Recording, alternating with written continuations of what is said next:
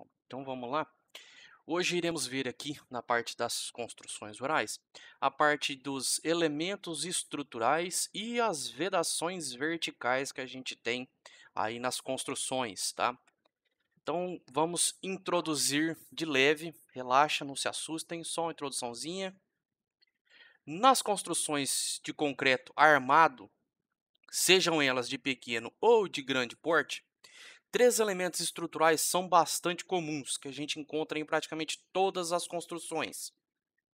São elas as lajes, as vigas e os pilares, tá? Esses três elementos aqui são praticamente essenciais aí em todas as construções nos dias de hoje.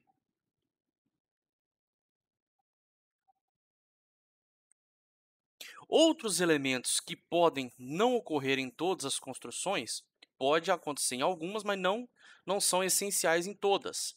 São os blocos e as sapatas de fundação, as estacas, os tubulões, as vigas parede. Lembra aqui, ó, que os tubulões, lembra que a gente falou na aula anterior, a gente falou aí das fundações, né? Aí a gente viu o tubulão a céu aberto, tubulão a ar comprimido, aí tem a estaca Strauss, tem a estaca tipo Frank, tem vários tipos, né? Então, cada uma delas tem as suas particularidades. Então, não vão ser presentes em todas as construções, tá? E aqui também entram os tirantes também. As lajes. O que vem a ser as lajes? As lajes são os elementos planos que se destinam a receber a maior parte das ações aplicadas numa construção. As ações são normalmente transmitidas para as vigas de apoio nas bordas da laje, mas eventualmente também podem ser transmitidas diretamente para os pilares, caso aí sejam lances curtos, né, entre um pilar e outro, que dispensa o uso da viga, né? Aí é só a laje sozinha que apoia direto nos pilares. As ações nas lajes das construções são de pessoas, móveis, pisos, paredes e os mais variados tipos de carga, tá? Então, as ações que quer dizer aqui se refere ao quê? Aos pesos que são depositados em cima dessas lajes, nas construções.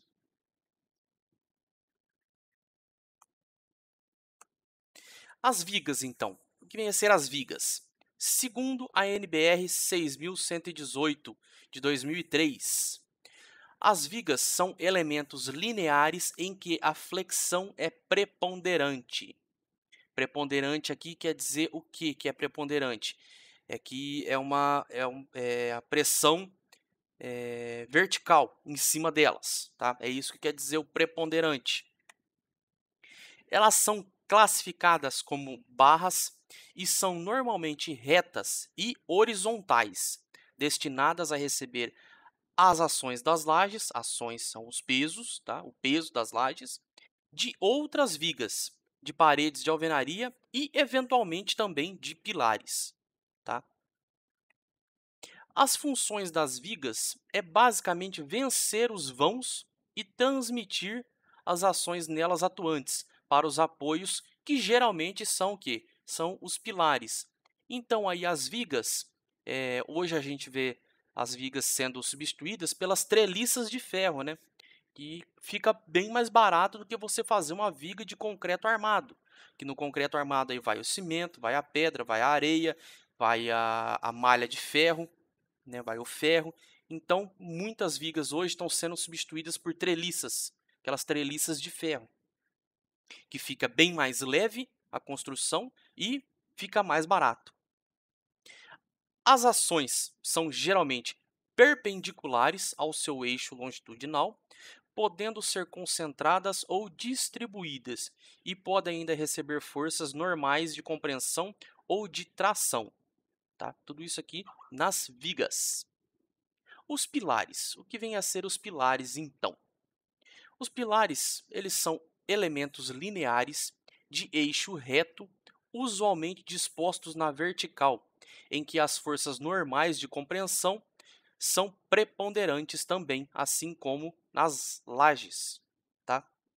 Ou nas lajes não, nas vigas. segundo aqui também a NBR 6118 de 2003. Os pilares eles são destinados a transmitir as ações às fundações, embora possam também transmitir para outros elementos de apoio. Então, a função deles aqui, então, é sustentar toda a construção. Então, toda a construção aí vai ficar apoiada em cima dos pilares e estes, por sua vez, vão transmitir esse peso todo para a fundação, para o alicerce da construção. As ações são provenientes, nós podemos ter em cima dos pilares, são geralmente das vigas, bem como das lajes também. São os elementos estruturais de maior importância nas estruturas, tanto do ponto de vista da capacidade resistente dos edifícios, quanto no aspecto de segurança também. Então aqui, ó, aqui nós temos aqui todos os elementos estruturais aí da construção, ó. Nós temos aqui as vigas, aqui outra viga, temos aqui o pilar, tá? Temos aqui a laje, tá? Pilar, pilar, e aqui as fundações, tá? Aqui nós temos aqui, ó, fundações do tipo baldrame, né? Vigas baldrame, tá? Então aqui temos aqui todos os elementos estruturais das construções. Estão dispostos aqui nessa figura. Tá? Agora, a parte de alvenaria, vedações verticais. O que são vedações verticais? Podemos entender, então, como sendo um subsistema do edifício constituído por elementos que compartimentam e definem os ambientes internos, controlando a ação de agentes indesejáveis, entre os quais pessoas intrusas, animais, ventos, chuvas, poeira e ruído. Então, a partir desse slide aqui, vocês podem concluir o quê? Que são, as vedações verticais são o quê? Uma construção. Falando do modo aí bem simples.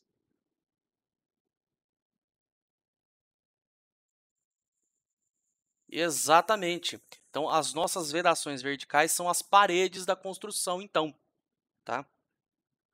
Além dessas funções citadas ali no slide anterior, as vedações verticais servem também.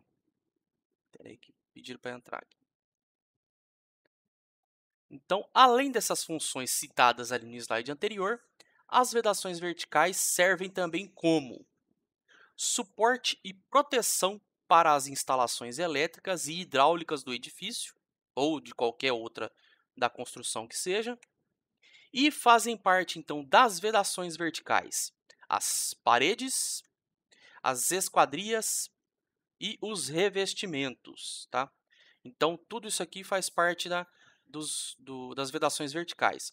Mas, resumindo aí de uma maneira geral, podemos ficar só com as paredes. Por quê? Porque as esquadrias estão incluídas aí nas paredes, né? elas ficam nas paredes, as esquadrias de janelas, de portas, tudo fica nas paredes. E os revestimentos, que é piso, porcelanato, pedra, todas essas coisas, fica assentado nas paredes. Então, se a gente pegar, então, vedações verticais são o quê? Paredes e tudo que nelas estão, tudo que nela está construído ou está inserido. Alvenaria. A alvenaria é um conjunto coeso e rígido, construído em uma obra através da união entre tijolos ou blocos por juntas de argamassa. Quando empregada apenas com a função de compartimentação, a alvenaria é dita de alvenaria de vedação. Tá? Então, alvenaria de vedação é só uma alvenaria com função de compartimentação. Quando ela for dimensionada para receber cargas verticais da estrutura do prédio, ela é dita de alvenaria estrutural. Então, a alvenaria estrutural é uma alvenaria mais bem elaborada e pode receber cargas verticais, além de fazer a função de compartimentação também. A alvenaria de vedação é a mais comumente encontrada, sendo utilizada para fechamento de vãos da maioria dos edifícios construídos pelo processo construtivo tradicional.